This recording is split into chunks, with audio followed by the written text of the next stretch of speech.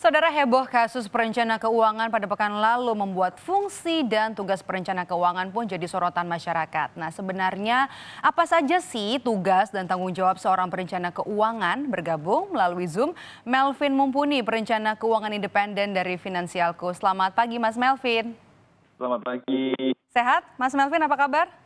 Sehat, sehat. Sehat ya. Nah, Mas Melvin, pertanyaan mendasar yang pertama adalah tentunya kita suka bertanya nih, kapan sebenarnya seseorang merasa butuh perencana keuangan? Oke.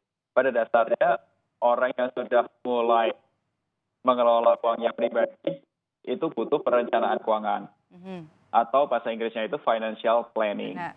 Mhm. Nah, perencanaan keuangan itu bisa dibuat sendiri atau bisa pakai jasa perencana keuangan atau financial planner. Mhm. Nah, kalau tanya tadi, kapan pertama kali mulai butuh ketika dia sudah mulai dapat income dan dia mengelola uangnya pribadi dan dia juga punya tujuan keuangan gitu. Income berapapun artinya? Oh, kecil, Yes, besar? income berapapun. Income berapapun itu harus direncanakan.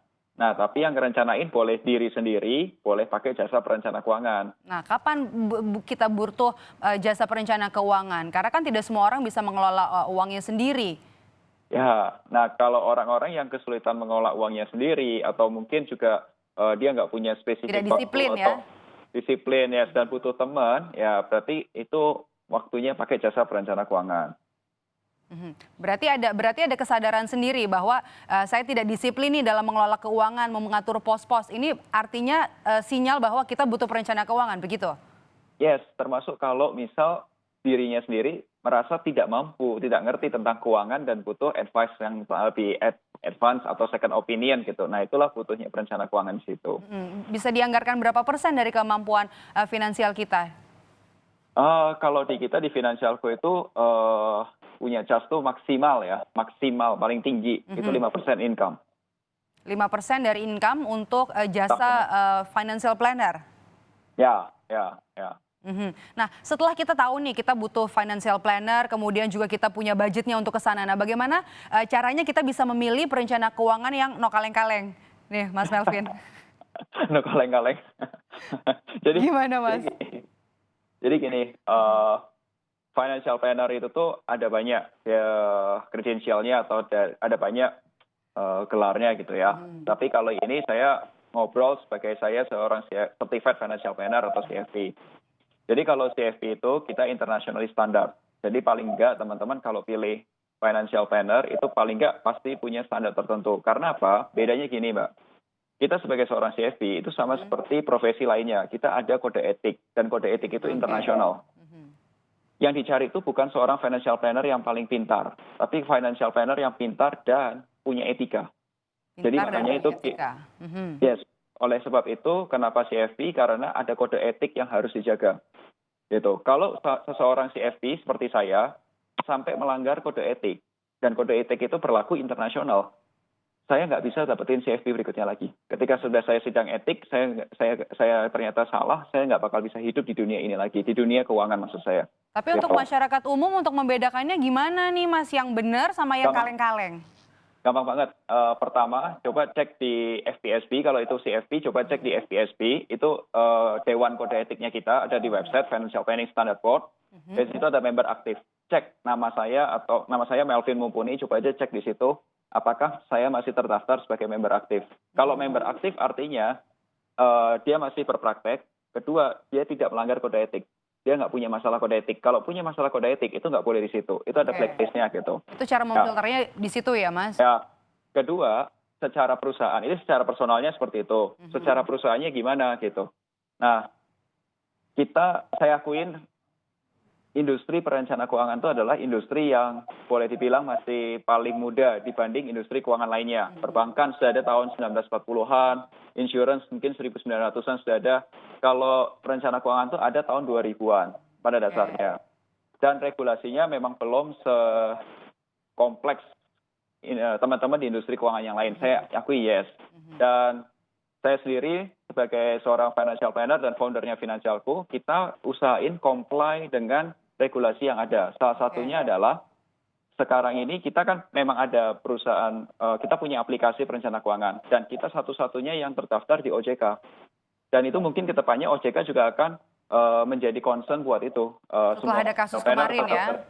Saya rasa yes. Mhm. Tapi sebelum ada kasus itu pun kita sudah terdaftar dan diawasi OJK Oke. melalui inovasi keuangan digital perencana keuangan gitu. Nah setelah masyarakat nih merasa oke ini adalah financial planner yang tepat, kemudian ini perusahaan tepat untuk mempercayakan financial planning kita. Nah kita tentunya masyarakat harus tahu sebenarnya batas-batasan fungsi utama, kemudian juga tanggung jawab utama dari perencana keuangan kepada klien tuh apa saja?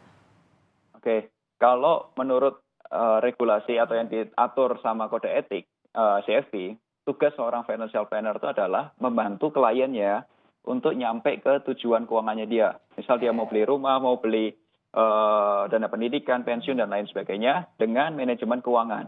Itu tugas utamanya, gitu. Oke. Nah, ini pertanyaan yang juga mungkin berkaca pada kasus sebelumnya nih, Mas Melvin. Hal apa saja yang sama sekali tidak boleh tanda petik dicawe-cawe oleh perencana keuangan kepada kliennya nih, Mas? Ya, pada dasarnya tugasnya kan karena tugasnya itu adalah advisory, ya kan? Sebenarnya dia tidak boleh kayak mengelola dana nasabah. Kalau sudah minjemin uang ke nasabah atau sebaliknya meminjam uang dari nasabah, itu aturannya nggak boleh. Artinya nggak boleh mengelola langsung ya, hanya memberikan masukan. Nggak ada. Yang boleh mengelola setahu saya adalah manajer investasi dengan model kontrak investasi kolektif. Salah satunya adalah reksadana. Gitu. Kalau perencana keuangan mengarahkan ke manajer investasi boleh nggak, Mas Melvin? Boleh. Boleh. Perencana keuangan boleh memberikan advice, investment advice itu sebenarnya diperbolehkan sebenarnya. Cuman memang ada aturan mainnya. Sejauh mana itu ada aturan mainnya. Gitu. Apa aturannya tuh, Mas? Contoh ya, misal kalau saya memberikan advice, sampai saat ini masih ada perdebatan apakah boleh sebut produk atau enggak. Tetapi klien pasti butuh produk. Nah, oleh sebab itu yang saya biasanya saya lakukan adalah saya beri nggak cuma 1-2 produk, saya kasih pilihan katakanlah 5. Ya Oh, udah. ada pilihannya ya?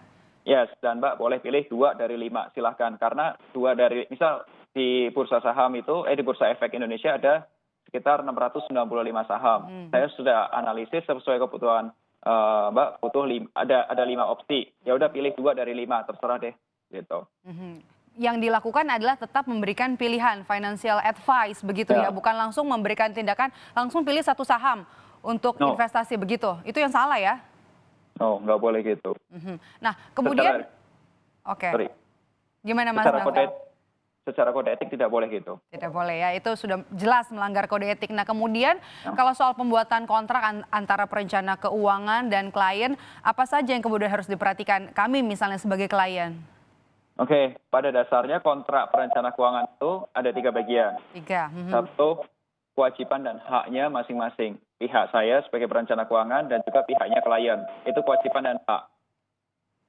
Ya kan? Kemudian kedua, kalau terjadi dispute, gimana caranya solving kalau misal terjadi dispute. Nah, yang ketiga, pengakhiran kontrak. Itu pada dasarnya itu. Nah, kalau mengenai kewajiban dan hak, coba dicek sejauh mana perencana keuangan itu punya kewajiban. Di situ dicek gimana satu-satu gitu, kayak kapan harus diselesaikan, kode sejauh mana kompleksitas permasalahannya, atau problemnya itu dibatasin sampai mana, terus kemudian bagaimana dengan fee dan lain sebagainya. Itu kewajiban dan hak. Ya, di situ harusnya tidak ada tulisan perencana keuangan mengelola dana nasabah. Harusnya tidak ada ya. Tidak boleh. Oke, nah bicara spesifik lagi nih kita soal saran saham. Kami mau konfirmasi lagi, mau klarifikasi lagi. Apakah sesuai regulasi nih seorang perencana keuangan boleh menyebut nama-nama emiten untuk dibeli oleh kliennya? Boleh disebutin. Boleh disebutin. Tapi bukan berarti sini uang kamu aku kelola. Itu nggak boleh. Terus kalau sudah bilang, oke, sekarang beli A, beli B, beli C. No, kita kasih tahu. Nih loh, cara kita kerja itu advisor. Advisor itu gini, perencana keuangan itu gini. Ini tujuan keuangan kamu seperti ini, ya kan?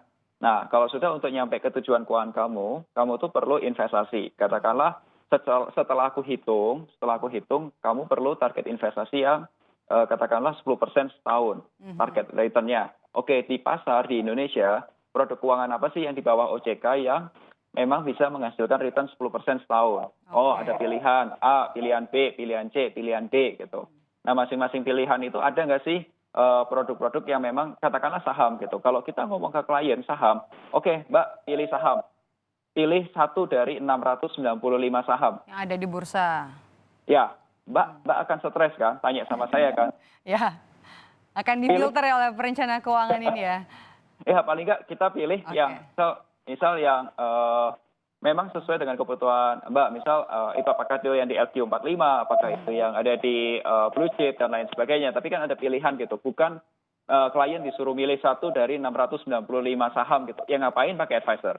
Oke, Mas Melvin, kalau misalnya nih saya mau transaksi sama manajer keuangan, nah kemudian apakah manajer investasi maksud saya, ketika mau transaksi itu langsung bisa saya sebagai klien atau harus lewat financial planner? Langsung. Outputnya seorang financial planner itu adalah book plan. Financial planner berarti outputnya ya plannya sendiri, benar kan? Kalau ke sekuritas gitu juga, Mas? Sama. Seandainya kita sebagai seorang perencana keuangan, misal nih klien ngomong, aduh kok gue nggak pernah tahu reksadana, gue nggak pernah tahu juga tentang nggak paham ya, tapi pengen investasi. Lu bantuin deh gitu. Dan seandainya memang ada fee buat saya harus kasih tahu di depan. Oke, kalau kamu bisa cari, itu sama seperti dokter. Kamu bisa apotek tempat nih ada resep, kamu apoteknya kamu kasih ke apotek apapun pasti ada. Atau kalau kamu mau ya sudah, karena aku buka praktek setelah aku juga punya apotek silahkan, itu bisa. Nah kalau misalnya kayak gitu, secara kode etik adalah seorang CFP harus kasih tahu kalau aku dapat fee di depan. Baik, terima kasih. Baik, terima kasih sudah bergabung bersama kami dan juga memberikan banyak informasi tentang perencanaan keuangan. Semoga kita lebih jeli lagi untuk memilih jasa perencana keuangan. Terima kasih Mas Melvin Mumpuni, perencana keuangan independen dari Finansialco.